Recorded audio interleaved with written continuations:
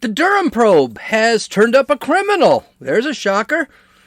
But I hope more shoes will drop because I don't think this one is as big a deal. Sleepy Creepy Joe has already had a bad week. It's Monday. And he still has to give an hour-long speech at the UN tomorrow. Okay, can I say the quiet part out loud right now? His presidency is over. But first off, let's go to the students of LSU on Saturday during the college football game. They decided to give their own political commentary for the Biden administration's successes and failures during his presidency. Let's listen.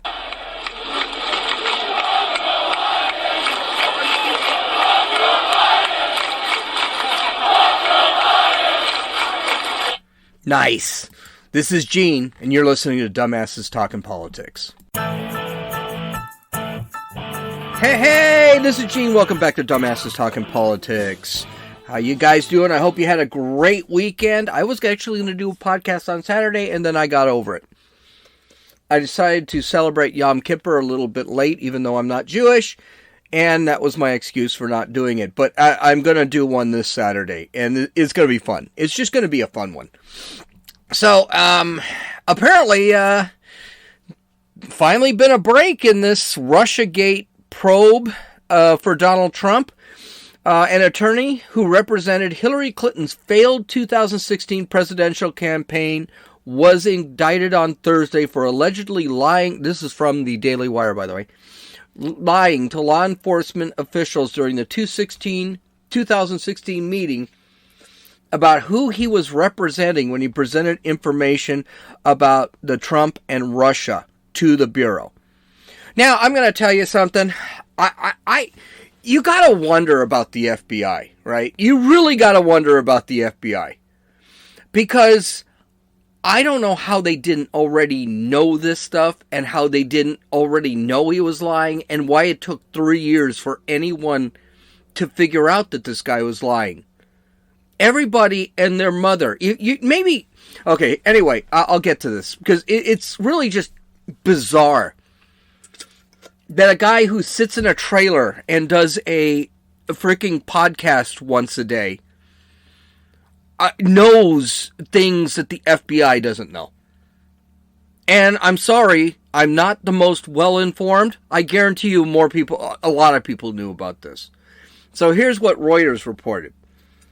Quote, Michael Sussman, a partner of Perkins Coie, who also represented the Democratic National Committee in connection with the Russia's hack of the organization, is accused of making false statements during a September 19, 2016 meeting with former FBI General Counsel James Baker. This marks the second criminal case Durham has filed so far since the Attorney General William Barr tapped him in 2019 to investigate U.S. officials who probed the Trump-Russia contacts. Michael Sussman is a garbage human being. No, I'm sorry, that's not from Reuters, that's from me. Michael Sussman is a garbage human being. You may remember his name because he was an attorney for the Hillary Clinton campaign. By the way, we knew that in 2016, 2015. This wasn't a secret. I knew that in 2016, 2015. Then he was appointed to the Mueller investigation. And everyone kept saying, like me, how could this guy be appointed to the Mueller investigation when he's an attorney for Hillary Clinton? We all knew this. For some reason, the FBI didn't know this. And by the way, that's half the reason conservatives thought this freaking investigation is bunk. You got nothing but pro-Hillary Clinton people on him in it, and Sussman was one of them. We all knew this. It was crap. We were even talking about Sussman being on this panel because he was so anti-Trump. The Daily Wire reported, Durham reportedly found that Sussman told James Baker during the meeting in 2016 that he was not representing any client when he sought the meeting. However, in 2017 deposition for Congress, Sussman testified that he sought the meeting on behalf of an unnamed client who specializes in cybersecurity. Duh. This is the big problem with lying all the time. Eventually, you can't keep the lie straight. The truth is very, very easy to keep straight. Lies, not so much. And he had been telling so many lies to so many people, as we find out, including Mueller. Which, Mueller, I'm sorry, I don't see him as much more sentient than Biden is, because I heard Mueller during his when he released his report in front of Congress, he couldn't seem to find his butt from a hole in the ground. But anyway, according to the indictment, here's the indictment. And I broke it up into two parts, okay? During the meeting, Sussman lied about his capacity in which he was providing the allegations to the FBI. Specifically, Sussman stated falsely that he was not doing his work on the aforementioned allegations for any client, which led the FBI General Counsel to understand that Sussman was acting as a good citizen. Jesus Christ. Anyway, sorry, I cussed. I shouldn't have done that. Merely passing along information, not as a paid advocate or political operative. In fact, as alleged in further detail below, this statement was intentionally false and misleading because, in assembling and conveying these allegations, Sussman acted on behalf of specific clients, namely, 1, a U.S. technology industry executive at a U.S. internet company. I'd love to find out who that is. I would love to find out who that, and we're gonna. Well, no, we might. We might not. Well, we're going to get to that in a few minutes. Is it Google? Is it Twitter? Is it Facebook? Or maybe it's not just Google, it's Alphabet, which is Google's parent company. And, continuing, number 2, the Hillary Clinton presidential campaign. Oh, God, that hurts. It continues. Sussman's lie was material because, among other reasons, Sussman's false statements misled the FBI General Counsel and other FBI personnel concerning the political nature of his work and deprived the FBI of information that might have permitted it to more fully to assess and uncover the origins of the relevant data and technical analysis, including the identities and motivations of Sussman's client. What is this basically saying? He basically lied to Mueller. That's how he ended up on Mueller's deal, on Mueller's investigation team. Basically, this guy lied to get involved in the Mueller investigation to get rid of Trump. That's what it was. He never... I am in freaking shock that this guy... that no one ever knew this. Everyone knew this. It tells you how disconnected the swamp is, and I hate using that term, but it's true. It tells you how disconnected the swamp is to what everyone already knows. Everyone knew the Sussman guy was a leftist. Everyone knew he was part of the Hillary Clinton campaign, and everyone knew he was probably an operative working for Hillary Clinton during the Mueller investigation. Now, this is a serious charge. It's a felony. He'll be disbarred if convicted. He pled not guilty like they knew he would. The Clintons and the media are waving this off as nothing, no big deal. But it is. It is a big deal because things are going to be brought up in court. If this goes to trial, it's going to be really embarrassing for a lot of people and can actually start more investigations. The Dems aren't going to be able to hide this. So I expect two things. Either Sussman is going to plead out. He's actually going to plead guilty. He's actually going to serve like 14 days of jail time, which is a travesty, and be disbarred. Or he's going to end up dead somewhere in a jail cell or at his house or something like this with an apparent suicide. Okay, I know that's kind of conspiracy theory, but I'm sorry. Epstein didn't kill himself. Epstein was murdered. Durham, though, without saying anything specific, said that intimated that more indictments were on the way. I hope so. I'm going to be disappointed that a 2-year investigation or 3-year investigation into one of the most corrupt investigations, that being the Mueller investigation, in American history, only leads to a crappy lawyer getting 14 days in jail. I think that would be horrid. And that's why I'm not holding my breath. I'm sure there are going to be more. And I guarantee, but I will guarantee you one thing. This is going to be the biggest indictment. Because this guy's a piece of trash. Not shocked he was lying. Okay. So this is going to be the longest part of our podcast. It's going to be made up of like 17 pieces of news. Joe Biden's already having a bad week, and it's Monday. And he still has to talk in front of the UN, like I said in the introduction. And I don't think he can actually get a sentence out straight. And he needs to talk to them for more than 15, 20 minutes. He's going to have to talk to them for like an hour. So it's going to be very interesting to see how that works out. That's going to be tomorrow. So don't be shocked if on Wednesday we have a longer podcast talking about his speech to the UN. I think it should be very, very interesting. But, you know, with all the disasters that happened on Thursday and Friday of last week, that's going to make this week suck. He decided to do what old Joe does and takes a vacation. Again. This is like his third scheduled vacation. I think he skipped one. But this is like his third scheduled vacation in the last month and a half. But that's okay. He's got a lot to deal with when he gets back. And guess what? He just landed in Washington, D.C. about 10 minutes ago. Folks, it's almost 1 o'clock in Washington, D.C. 1 p.m. So apparently he doesn't see a lot of the problems as being real problems that he has to deal with right away. So the first thing he said last week was that he was a capitalist, while in the same breath he's excited about taking all your money away through taxes. Now, we got to be careful with this. Because I know Joe Biden said he's not going to take away money from everybody. That's just an outright dead lie. Okay, this is what he said. Quote, and I didn't get the soundbite. I'll just read it to you. Quote, big corporations and the very wealthy are doing very well before the pandemic.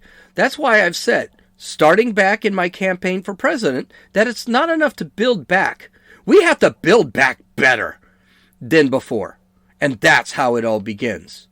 I'm not out to punish anyone. I'm a capitalist.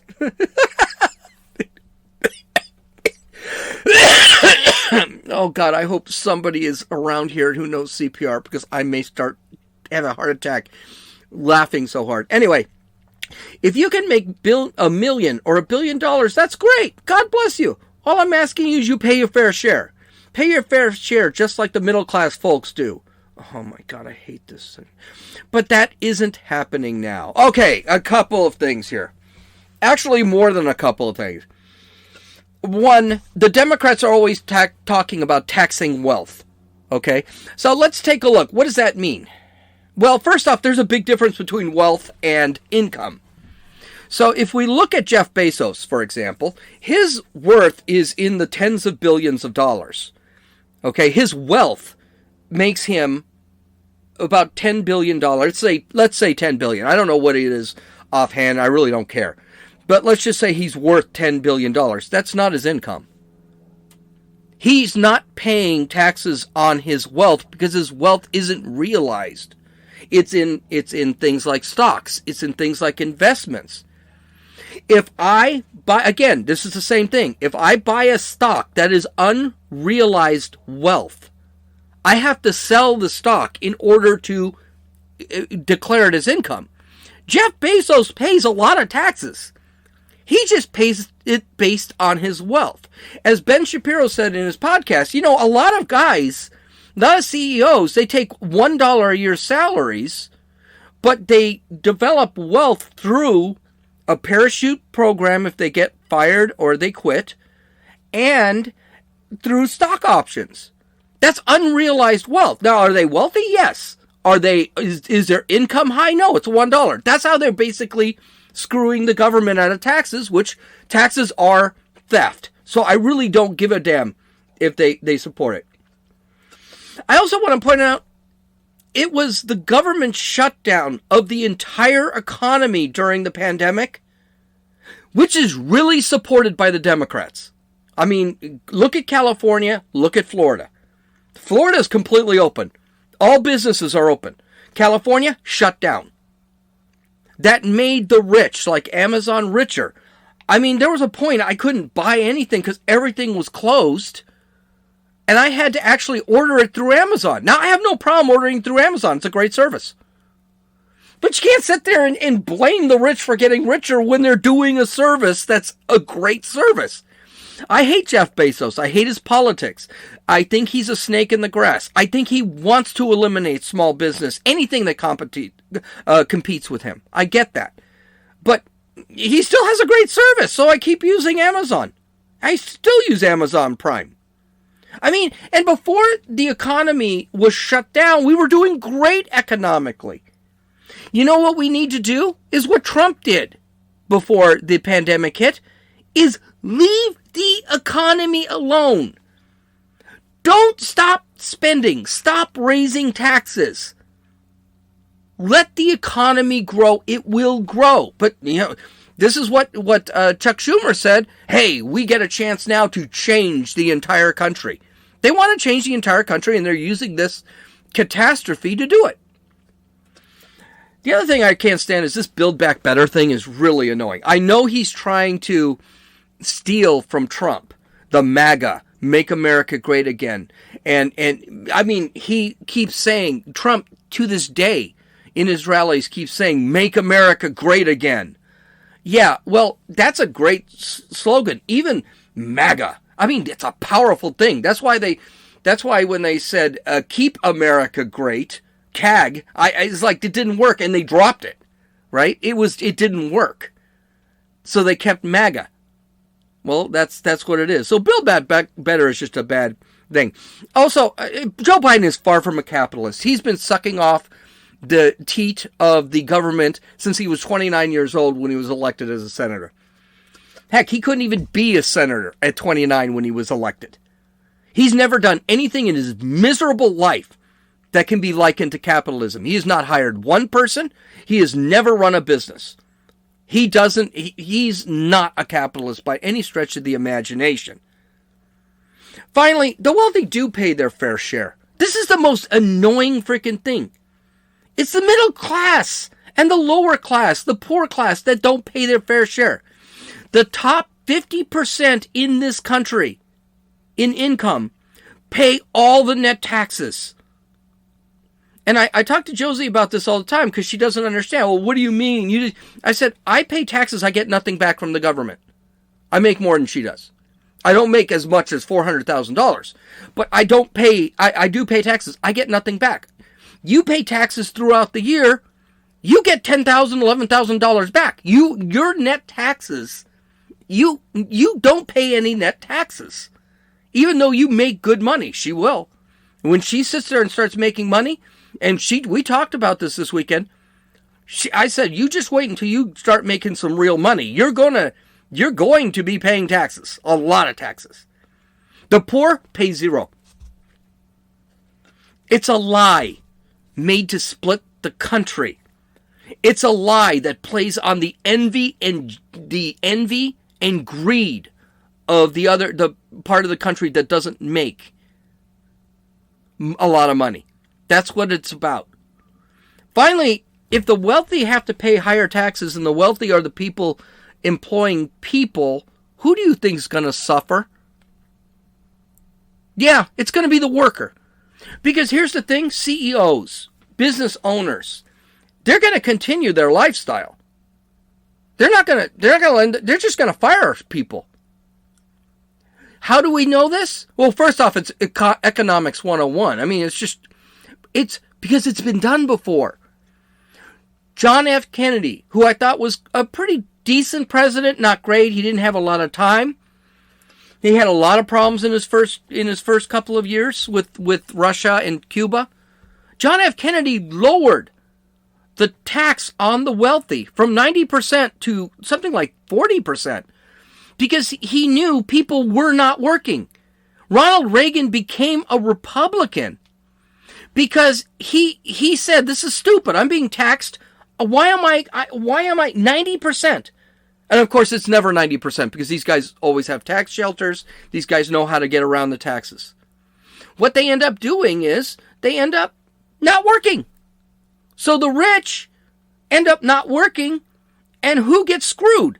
It's the cameraman. It's the boom operator. It's the guys Ronald Reagan worked with that got screwed because they didn't have jobs because Ronald Reagan, a famous actor, would not act because there was no point in working for nothing.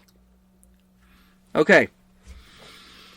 As the Daily Wire reports, as the Daily Wire's Ben Johnson detailed in August, Internal Revenue Service data from 2018 show that the top 1% of American earners paid more in federal income tax than the bottom 90% of income earners combined. Additionally, 61% of taxpayers paid no taxes last year, and the bottom half of taxpayers paid less than 3% of all income tax. Biden also claimed that only the wealthy will pay more taxes. That's a flat-out lie. We're not going to raise taxes on anyone making under $400,000, said Biden. That's a lot of money. Some of the liberal friends are saying it should be lower than that. But only corporations and people making over $400,000 a year are going to pay additional tax. Not only will no one making under $400,000 see their taxes go up, the middle class are going to get some tax cuts, some breaks. This is a BS lie. I mean, they want to raise nicotine and alcohol tax. Yeah, that's going to affect the lower class. That's a lie. It's an absolute lie. And the other way it's going to affect, people are going to lose their jobs. This is what causes stagnation in the country. Is this crap. And do you know how we know this? Every big government president, Woodrow Wilson, FDR, Jimmy Carter, Barack Obama, every time they raise it, it ends up stagnating the economy. So it's crap. But that's not all it is. Oh, Biden's got some stuff to deal with this week. There's going to be a huge problem facing the Biden administration when it comes to the raising the debt ceiling. Now, we are reaching the debt limit of like $30 trillion. We're paying $29 trillion. What will happen if we don't raise the debt limit? We will not be able to borrow money to pay off our debt. That could lead us to defaulting to loans from other countries. If we default, we could end up being able to fund we will not be able to fund the government, and even might be under austerity programs. If you don't know what austerity is, it means that the countries that we defaulted to can actually say how to structure our economy to get us back on track.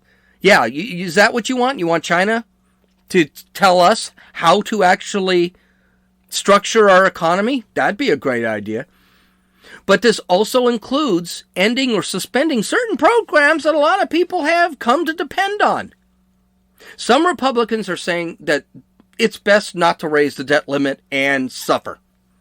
We should default because we need to control our wild spending, and we need to control spending like that $3.5 trillion budget bill that's out there. They want Biden to own the debt. And they want Biden to, figure out how to cut it and actually deal with the debt. Like I said, our debt's at $29 trillion. It's out of control, and we need to control it. Or someone is going to control it in the future. One way or another, someone's going to have to take responsibility for that debt. At this point, it's looking like our kids and grandkids are going to be dealing with this debt. I think we need to suffer now so that we can actually control it to the point that our kids can deal with it. So I'm not necessarily against raising the debt ceiling. We've been doing this 70 times since the 60s, and nothing has been put into control. It's always been dumped into the future. And I don't want my kids dealing with this. I want my kids free. I want my kids making their money and not being taxed all to hell. I would rather be taxed now to get that debt under control than actually go out there and dump it on my kids. Oh, that's not all he's going to be dealing with this week. France is pissed at Joe Biden and the Biden administration. So here's the story. France was supplying Australia with submarines using technology that was given to France by the United States. So the United States would give them technology on standard submarines, not nuclear submarines. They would build the submarines and they would sell them to Australia. It brings in money to France, and France would pay us for the technology, and it was a win-win for everybody. Without informing France, without saying a word about it, the United States got into a deal with Australia in order to better arm Australia against the threat of China in the South Seas.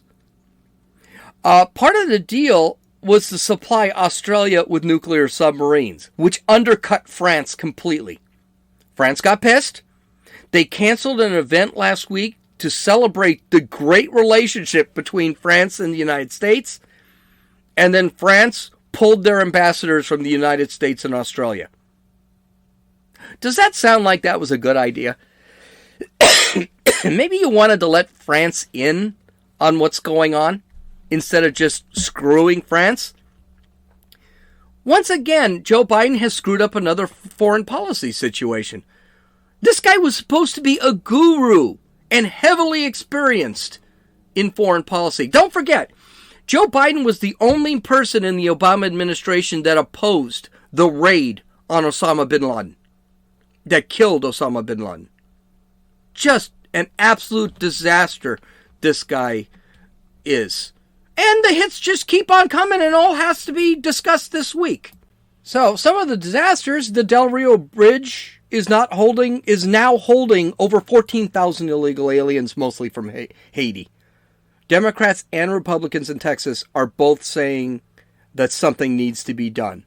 The temperature over there is 120 degrees, and Border Patrol is busy trying to make sure these people don't all stroke out, because there is no shade over there. People are actually sitting underneath straw-built houses. Even the DHS Secretary, Department of Homeland Security Secretary, under Obama says this is a disaster and needs to be addressed immediately. The drone strike that killed supposedly an ISIS-K terrorist actually ended up being an aid worker who was helping the United States while they were occupying. It also killed his 7 children. The announcement pointed out that the United States got their intelligence from the Taliban, because we have no operatives on the ground. We don't know what's going on. So much for that over-the-horizon capability that the United States has. The Taliban is not allowing planes out of Afghanistan anymore. And today, this morning, the Senate parliamentarian stated that the pathway to citizenship for illegal aliens, which was included, trying to be snuck in to that $3.5 trillion package for the budget, is not legal. That is awesome. That means the bill is not up for reconciliation. It can't use reconciliation where you just need a majority vote and the filibuster can't be used. Now the filibuster can be used. You got idiots like Ilhan Omar who are screaming that it's only a recommendation. Okay, well, go vote for it, because the Senate's just going to run a filibuster on it, and they're going to require 60 votes. And I don't even think they've got 48 votes, to tell you the truth. Kyrsten Sinema and Joe Manchin have both said no to the deal, because it's just way too much spending. What will probably end up happening is the bill will have to be redesigned, and it's going to be pushed back till probably next year. That is fantastic, because no one is going to vote on this bill during an election cycle. Basically, Joe Biden's presidency is over if that bill doesn't pass, and everyone admits it. So, but what is Joe Biden doing? What is Kamala Harris doing? Well, Joe Biden is in Delaware on vacation. Again, third scheduled vacation in the last month and a half. Riding a bike and not answering any questions like he normally does. What's Kamala doing? She's doing the coin flip at a college football game.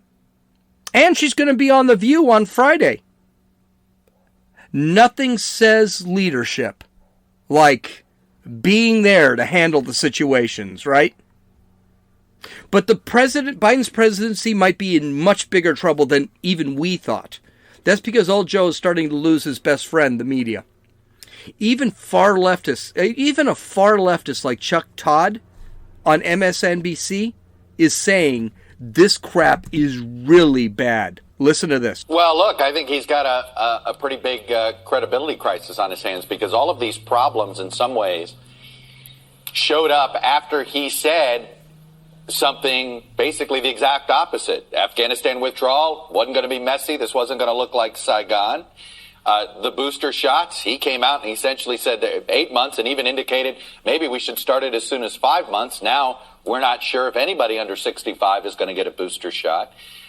So, he's had, and of course the border has been, whether this is, we can talk about the border problems. You could say there's years in the making. But it's pretty clear we have a bigger problem now than we've had in years, and these policies have turned into becoming a magnet. So he's got a lot of work to do. The UN speech, look, he's got some credibility issues on the world stage, make sure that people still view America as not just a stable democracy, but a competent leader of the free world right now. So look, he's got a lot of work to do. I forgot about the COVID booster shot thing. Biden promised that booster shot, and this week the FDA said no. We may not need a booster. We may need a booster. There's just not enough information, and he's in trouble. He's in big trouble because people are now beginning to. I'm sorry, they opened the curtain on the wizard, and he is looking incompetent. He's looking lost. He doesn't look like he's in touch. He's screaming mask mandates and no one's wearing a mask. This could be the end. Okay, well that's about it. All right, we'll talk to you tomorrow. Visit my website at dumbassestalkingpolitics.com so that you can actually look at some of the video and connect to some of the multiple links. Have a good day. Talk to you tomorrow. This is Gene, and you've listened to Dumbasses Talking Politics.